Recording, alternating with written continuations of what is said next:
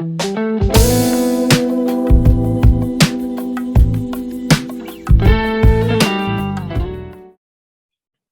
bing, bada boom, main card. Geeks Visions, we're back, baby. Now, starting from the bottom. We got Munir, Lezzes versus Aang, Lusa. This is a short notice. Hopping in, Mr. Lusa. He's 8-2. Munir Lezzes, 10-2. This is a welterweight scrap. This is going to be a scrap and a half, to say the least. These guys, decent strikers. And when I say decent strikers, I mean absolute murderers with their hands. Wouldn't be surprised to see a head in the stands in this one. Wouldn't be surprised to see a extremely fatal casualty. Keep your eyes peeled on the screen at all moments and for the full duration of the scrap, because something nasty is bound to happen. I'll take Munir Lezzes with the heavier hands and the quicker combinations. Yeah, that's what I got. Let's go, Goose. Yeah, you look at this one. Munir Lezzes was originally supposed to fight Zaluski or something. And then we got Tj Lusa stepping in on short notice. Few things that jump off about Munir Lezzes. He only has 2 losses, and one of the guys that he lost to was 13-2, with one of those losses being against Habib. So he's fighting good competition. I think he is definitely going to be the better striker in this one. I'm a little bit nervous about the grappling, but this guy coming in on short notice, I think he'll be able to hold his own, especially with the full camp. He should have a little better cardio. And you look at the placement on the card in this one, and this is a main card scrap. I don't think the UFC would be trying to highlight the guy coming in on short weeks or on short notice in this one. I think they're trying to highlight Munir Lezzes. And if Dana thinks he's going to get the dub, so do I. I'm going to pick Munir in this one. All right, Dano. Yeah, I don't know too much about these guys, but I really like the matchup.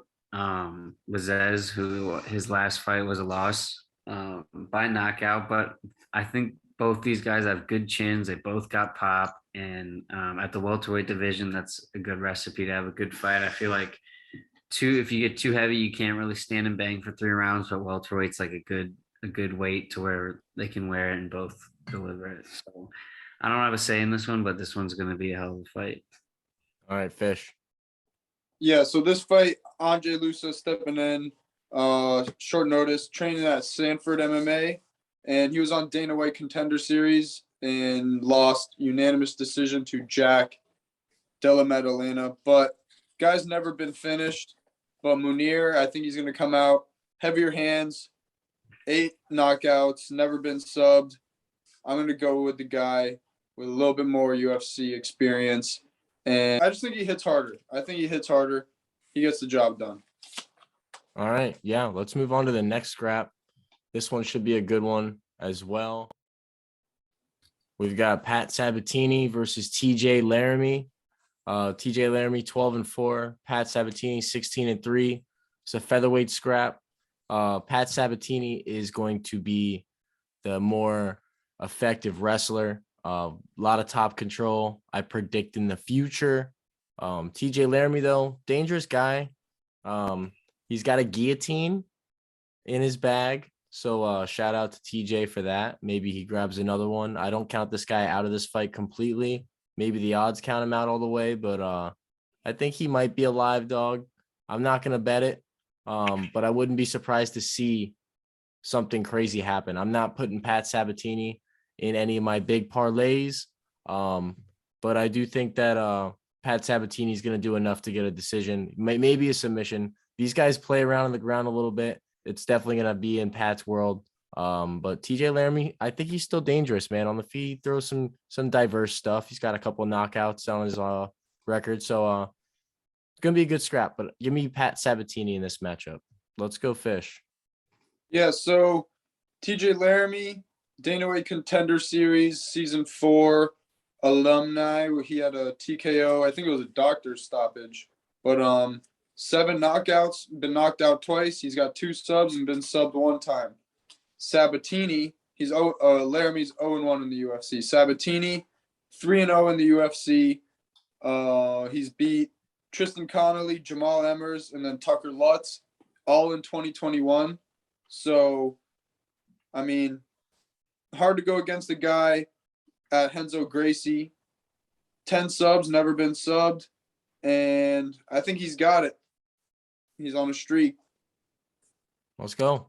Goose. Yeah, going into this one, originally we had Tj Laramie versus Melsic Baghdazarian. Melsic is a kickboxer heavy, probably not going to bring the wrestling game. So that tells me TJ's camp was based around maybe offensive wrestling, a lot of striking, and probably not a lot of defensive wrestling. If you're going to beat Pat Sabatini, you got to bring those wrestling shoes, because he's going to go out there, try and take you down. You're going to have to stuff it or get up off your back. I think that's going to be tough for TJ Laramie in this one. Does he have a chance? Absolutely. He's got the wild factor. But to this point, on paper, I definitely give the nod to Pat Sabatini. He's a savage. He's a fantastic wrestler. Out of that Renzo Gracie and Philly, they all have good ground game, and I think that experience is going to get him a dub in this one. Dano. Yeah, I'm gonna stick with Sabatini as well. Laramie is like a short, stocky guy, and I know we were talking about short, stocky guys with no necks, but Munir's got a little neck on him, and Sabatini's nice on the ground. He's got 10 subs, and Laramie's gone his whole career and hasn't been subbed up until his last fight, which was a little over 2 years ago, or a little under 2 years ago, and that's going to be in the back of his head. And whenever you're saying, don't get subbed, kind of like in baseball, if you're saying you're pitching, you're going, don't throw a ball. You're more likely not going to throw a ball. And Sabatini's not the one you're going to want to be having second thoughts with on the ground. So I think good line. I wish it was a little better for odds for Sabatini, but he deserves it. I think with a win over Laramie, people are going to start looking at Sabatini like a legit prospect. So I'm going to ride Sabatini in this one. All right, let's go. We got another scrap up next. It's a female boot. Mira Bueno Silva versus Yanan Wu. Wu's going to be 12-4. Silva's 7-2-1. I'm going to pass on this fight. Not going to waste anybody's time. Let's go, Goose. Take Mara Buena Silva in this one. She has fought better competition. Watching the film, I think she's definitely better on the feet. I think she's going to be the more physical fighter in there. And as long as she doesn't find herself on her back, I think she's got a pretty easy path to victory in this one. So I'm going to go with Buena Silva to get the dub. All right, Dano. I'm going to pass too, but I think this fight's going to be more evenly matched than the odds say.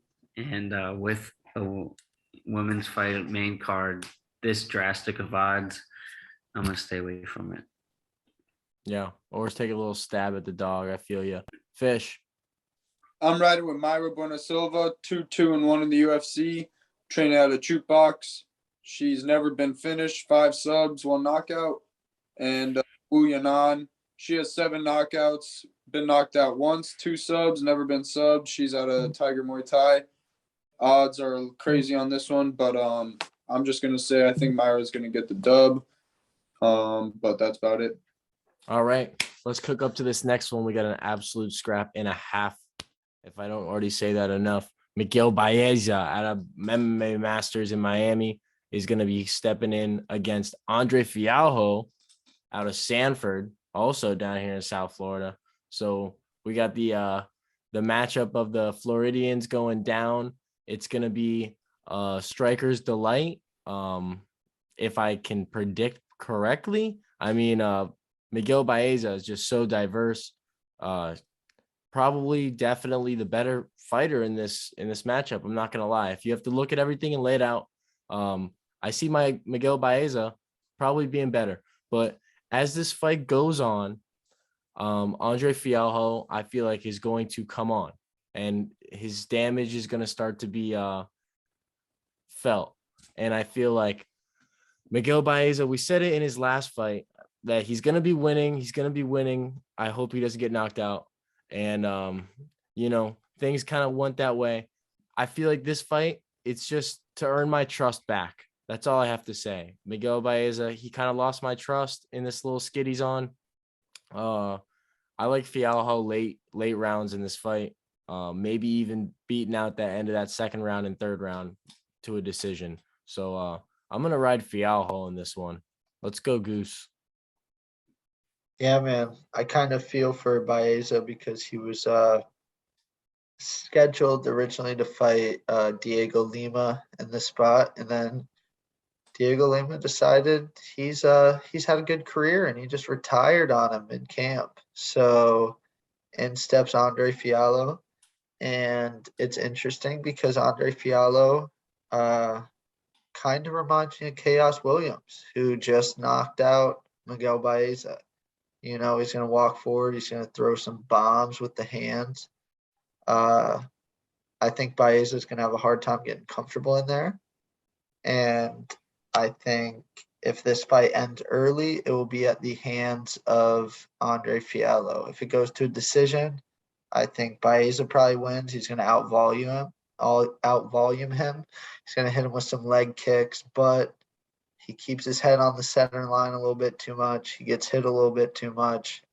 And with a guy as strong as Andre Fialho, it's just a matter of time until that butt gets clipped. So I'm going to take a chance on the dog in this one. I'm going to go with Andre Fialho.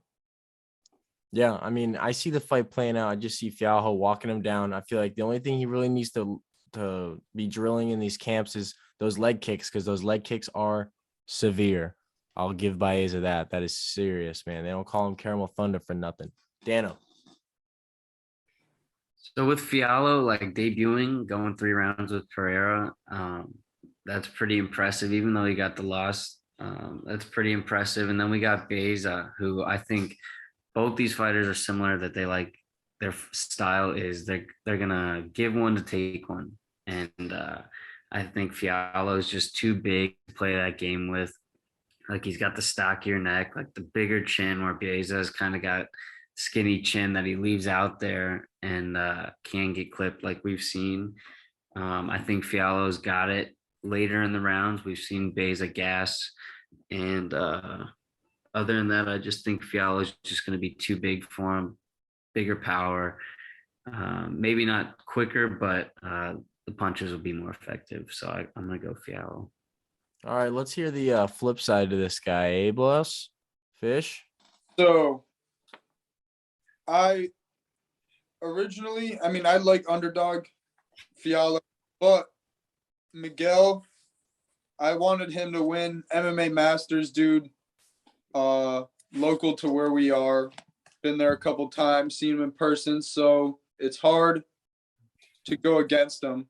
But I mean, I'm looking at it now, and I think Andre, he just got paired up with one of the like wildest people to fight against, and Pereira maybe just couldn't find. It's just like how are you supposed to approach that dude when he's doing fucking crazy ass shit? I mean, so Baeza just got knocked out on a little bit of a skid. Fialho training at Sanford MMA, so I'm gonna ride with Fialho on this one. And underdog price, Sanford, I think he's got it, bro. 11 knockouts. That's right. All right, man. We got a clean sweep on the third fight from the main. We're going to move to the co-main. We got a couple absolute gladiators stepping in. We got Cal Baralho versus Gatsi Amirgadziev, 13-0 Russian. This is a middleweight scrap. Baralho's 10-1 Brazilian. First impressions on Cal at Contender Series. This is the guy who won on the Contender Series. It was impressive, but it was a decision. He kind of let his foot off the gas. Didn't impress Dana. Got invited back. Got the early finish. Impressed Dana. And now here he is making his debut in the co-main event. which is kind of insane.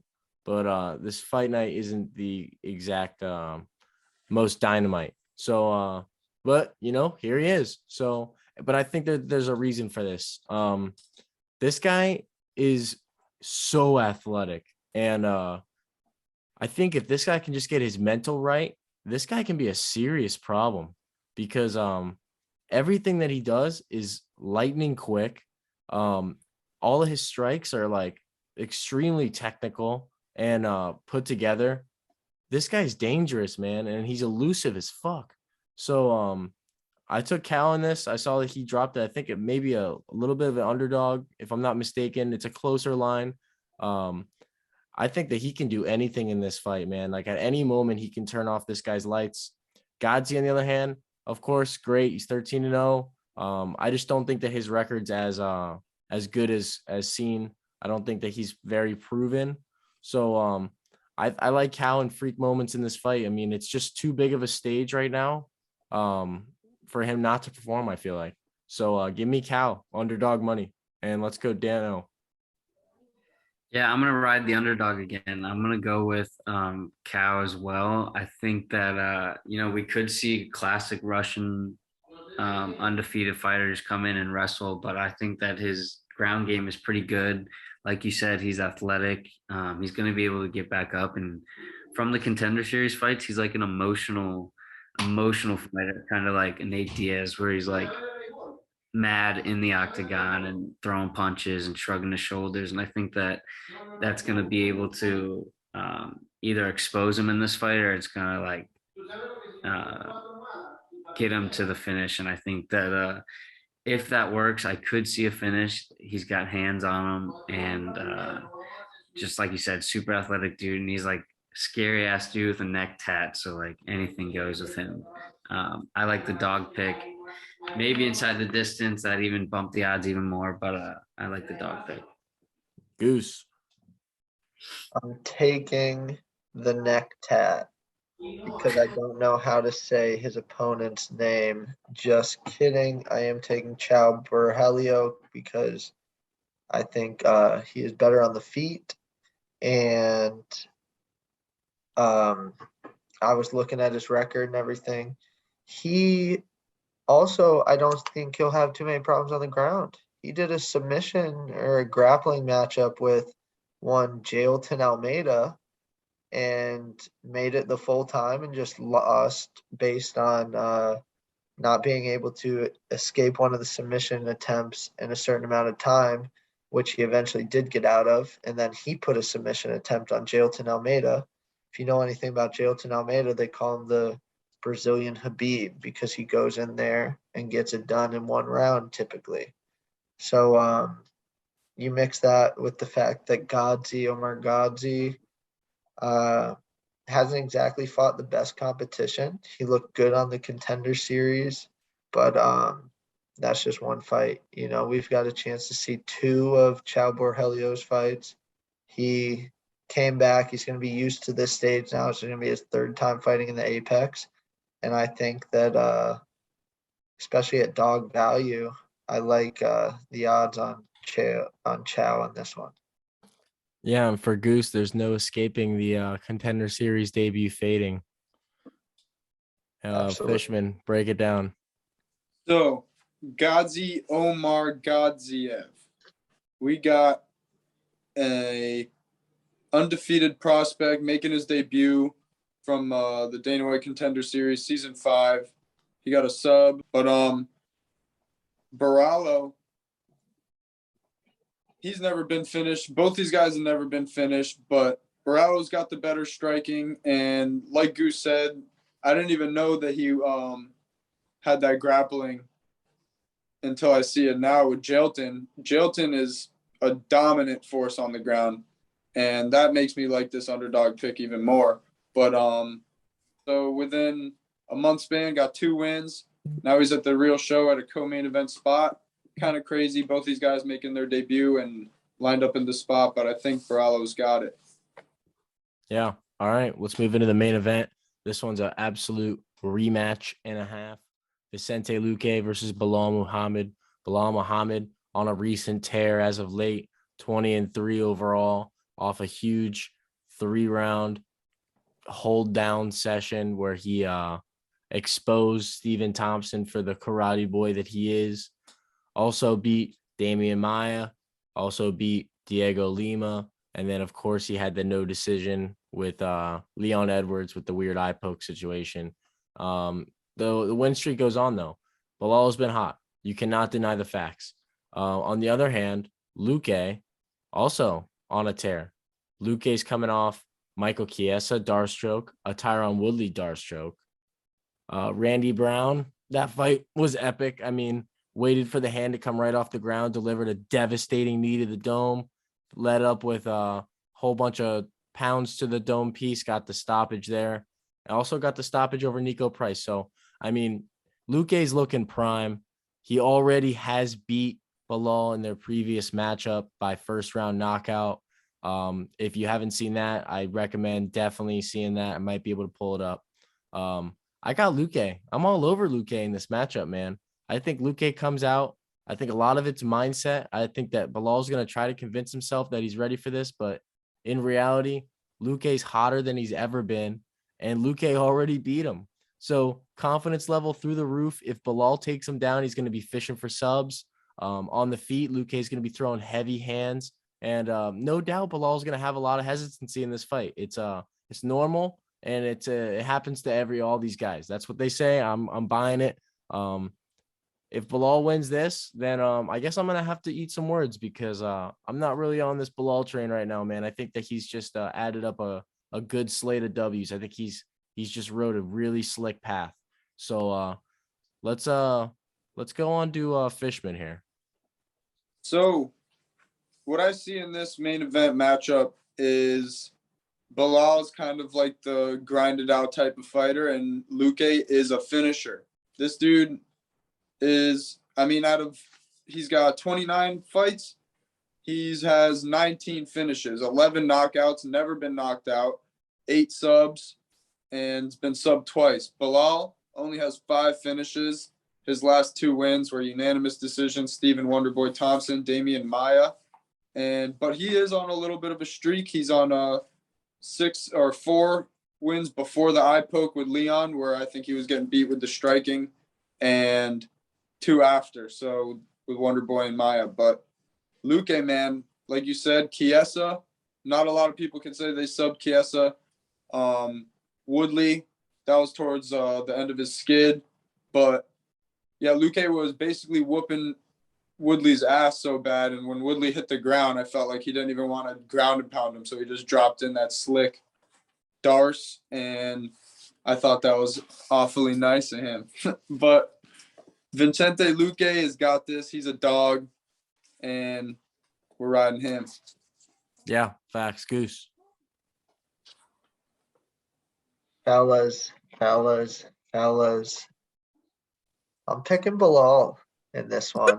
And it kind of pains me to say it, but I'm going to do it. You know, you look at it, and obviously the first matchup, Luque knocked out Belal, but in what I've seen since, and this is not an accusation, kind of looks like Belal has gone on steroids though, and I think that is going to play a factor here.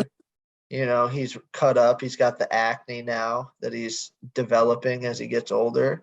I mean, not an accusation, but some things are not adding up completely for me. And you look at it, Vicente Luque, I think he maybe 7 times he's been to decision in his career. He's lost 5 of them, and a majority of those are 3-round fights. That's telling me that he gasses out as the fight goes on. And this being his first 5-round fight in the UFC, I think if he can't get the finish in the first 2, it's going to be really tough to stop Belal's pressure and pace in those last 3 rounds. And again, not an accusation, but I think it's going to be pretty tough to finish Belal in the first 2 if he is on steroids. So my pick is with Belal in this one. Dano. I'm riding Luque, even though Muhammad is on roids. But I think Luque is just like a superior tier athlete. Like I don't have it in front of me, but it feels like every Luque fight is a performance bonus. Every fight's interesting. I think on the feet, if you don't think Luque has the advantage, I think you're out of your mind. He's a stud knees, elbows, punches. He does it all. And then I think one of his problems could be if Belal gets on top of him. Because Belal is on roids, he's super strong, super dominant on the ground. We saw him hold down Wonder Boy. I don't know if he could hold down Luque, but I mean, it could be a problem. And then Luque, just like I talked about last week with Fluffy Hernandez, Luque is one of those fighters where once bodies start rolling on the ground and people start transitioning in other positions, he could snatch something up like we saw with Chiesa. So I think really anything's liable for Luque, but I think the only method for Muhammad is decision or do something with him on the ground, which is going to be tough. So I'm going to ride Luque. Yeah, no, I mean, hearing all three of you guys break this down, it's just confirming in my mind. I am taking Luque by submission. He's gonna find it some way in this fight. They're just gonna be, because just think of it this way. It's worth money whether you like Belal or not, because you're gonna take a guy that just is coming off 2 dart strokes. Chiesa knew the dart stroke was coming from Tyron Woodley, and he's a supreme grappler in the UFC. He still got caught in the darts. They're gonna be tangled, the whole night. Bilal's just gonna be sniffing nuts. There's gonna be opportunities on opportunities on opportunities. So look for, an elite level grappler in Luque to just take advantage of one of many opportunities in this main event. So that wraps that up. Check out the Geeks Instagram. We're throwing out a Geeks pool. Get in there, win some money, baby. Anybody got anything? Yeah, not a lot of star power on this card, as we mentioned, but a lot of times those turn out to be the best fight nights because all these guys are coming out with something to prove. So be ready for some fireworks this weekend, hopefully. We are donezo. Get this on the gram, baby.